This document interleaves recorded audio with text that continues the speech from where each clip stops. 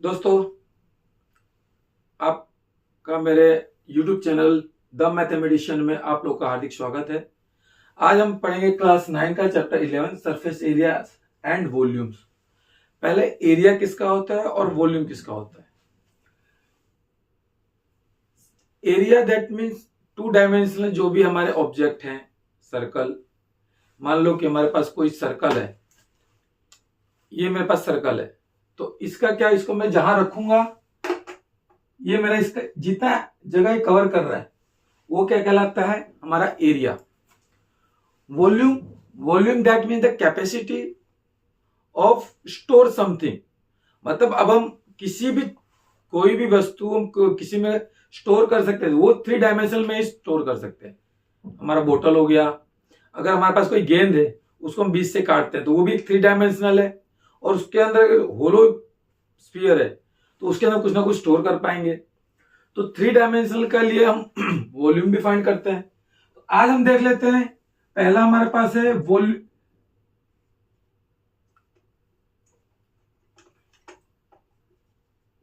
Curve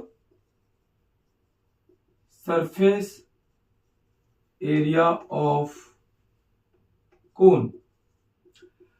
अभी इस class 9 में जो चैप्टर 11 में आप सरफेस एरिया और वॉल्यूम पढ़ेंगे, इसी के रिलेटेड आप 12th में भी 10th में भी पढ़ेंगे, जो इससे थोड़ा आगे होगा। यहां पर आपको कोन, सिलेंडर, स्फीयर, ये 3 पढ़ना है, और 12th में आपको क्यूबॉइड और क्यूब आ जाएगा। तो यहां पर आप जो भी पढ़ेंगे ध्यान से पढ़िए, फॉर्मूले खासकर याद कीजिए। उसके बाद हम सम्स पे जाएंगे।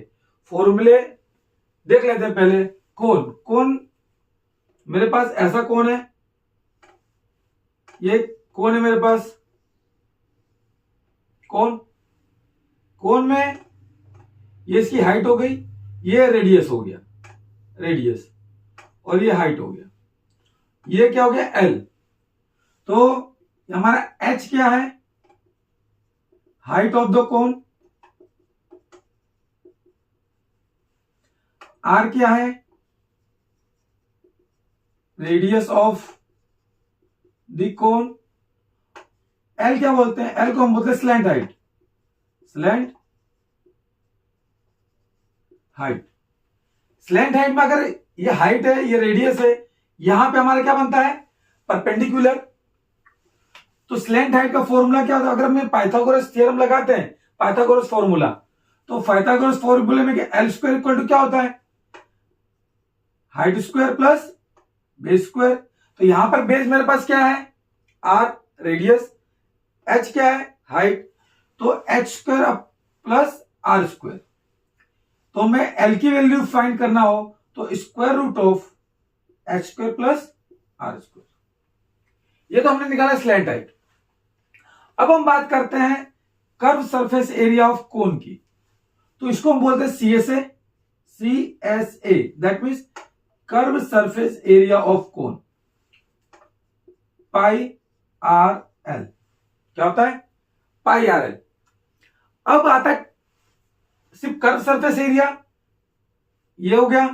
अब आता है टोटल सरफेस एरिया। जब टोटल सरफेस एरिया लेंगे तो इसका बेस आएगा, बेस भी आएगा।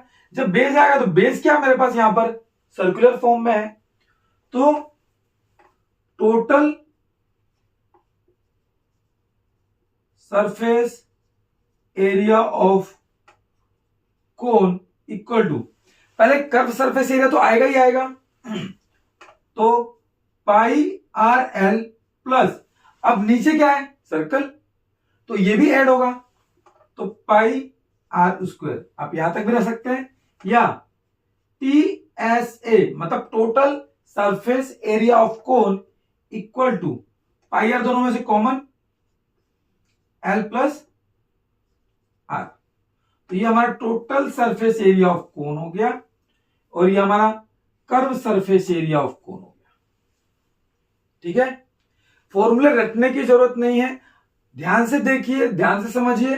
अगर समझेंगे तो रटने की जरूरत नहीं पड़ेगी।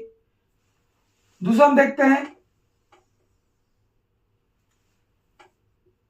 सिलेंडर। सिलेंडर कैसा होता है, ये है, ये मेरे पास सिलेंडर है,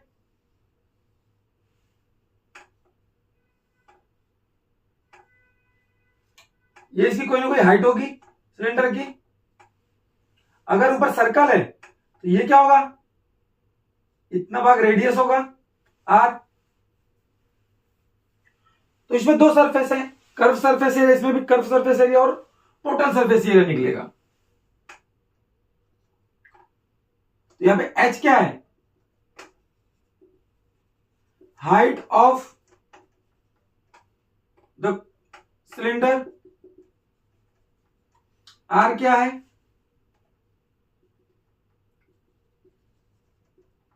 radius of the cylinder.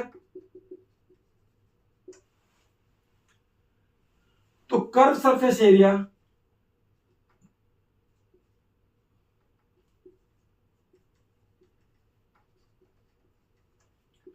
Area of cylinder equal to क्या होगा, 2 पाई आर और एच। ठीक है, नेक्स्ट आता है total surface area of cylinder. Total surface area of cylinder क्या होगा, टोटल सरफेस, पहले कर्व सरफेस तो आएगा ही कोन की तरह। तो कर्व सरफेस एरिया क्या था हमारे पास, C S A of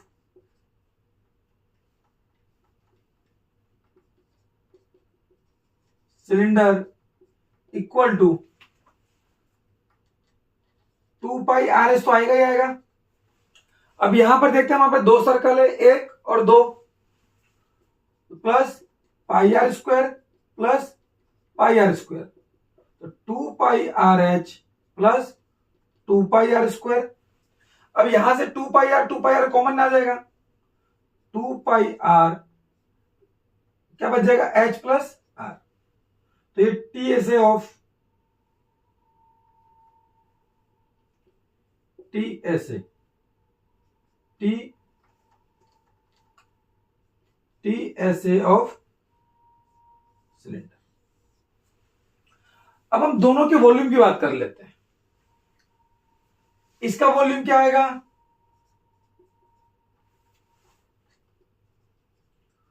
volume of cylinder equal to होगा पाई आर स्क्वायर एच। क्या होगा, पाई आर स्क्वायर एच। ठीक है, अभी हमारा पाई आर स्क्वायर एच ये है, यहीं पे अगर वॉल्यूम ऑफ कौन हो तो इसको क्या, इसका कितना होगा, 1/3 पाई आर स्क्वायर एच। ये वॉल्यूम ऑफ कौन।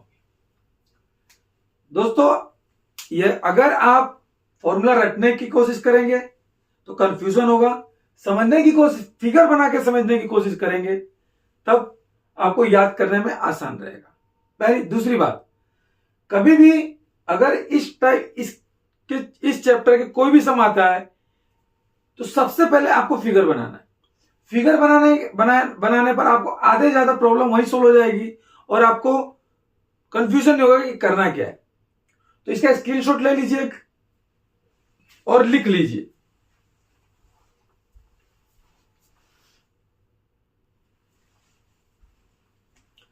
दोस्तों अब हम बात करेंगे surface area of sphere.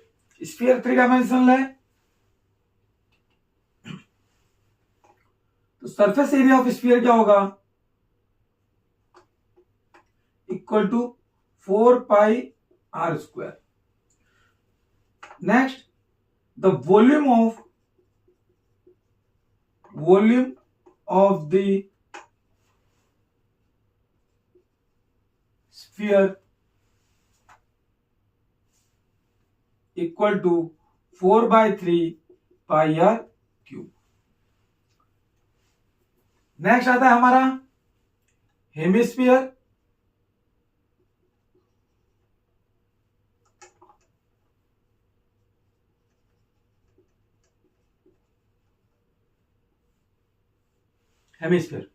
Hemisphere मतलब आधा गोला,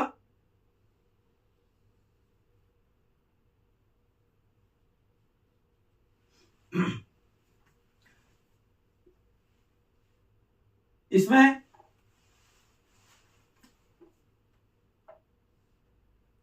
ये क्या हो जाएगा, इसका radius,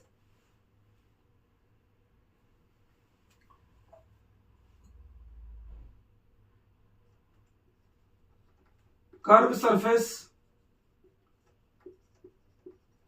area of hemisphere equal to 2πr²।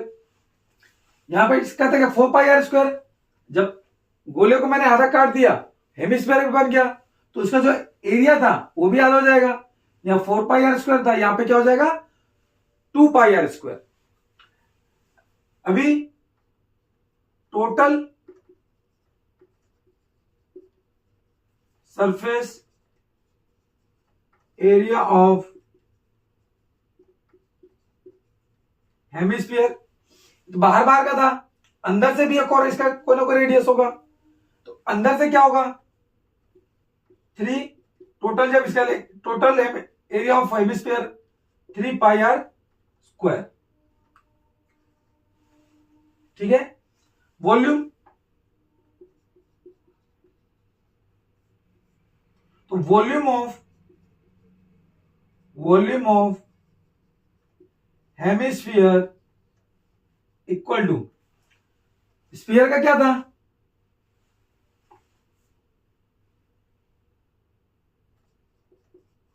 Volume of sphere bye 2।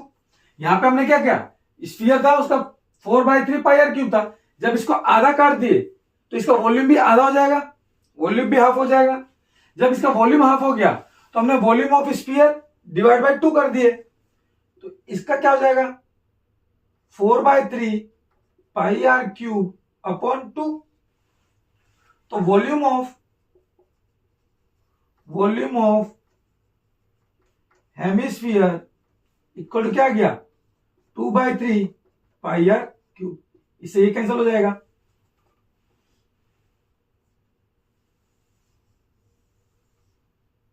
ये हमारा वॉल्यूम ऑफ हेमिस्फीयर है। ठीक है। दूसरा एक रिलेशन है, क्या, एक आइडेंटिटी है। अगर हमारे पास कोई A/B है अपॉन C/D है, तो इसके इक्वल टू क्या होगा, फर्स्ट के साथ 4 मल्टीप्लाई में, सेकेंड के साथ 3rd मल्टीप्लाई में। तो इसको हम क्या लिख सकते हैं, A/B इंटू D/C। तो ये आइडेंटिटी भी याद रखिएगा। ये आगे जब हम चैप्टर के सम्स को, एक्सरसाइज को सॉल्व करेंगे, तब ये हमको वहां पे यूज होगा। A/B अपॉन C/D होगा, तो इसको हम लिख सकते हैं A/B इंटू D/C। इसका स्क्रीनशॉट ले लीजिए, लिख लीजिए, और अगर समझ में नहीं आया तो बार बार देखिए। फॉर्मूले आप लोग को रटने की जरूरत नहीं है, फिगर देख के समझने की कोशिश की तो फॉर्मूले रटने की जरूरत नहीं पड़ेगी। तब तक के लिए जय हिंद, जय भारत।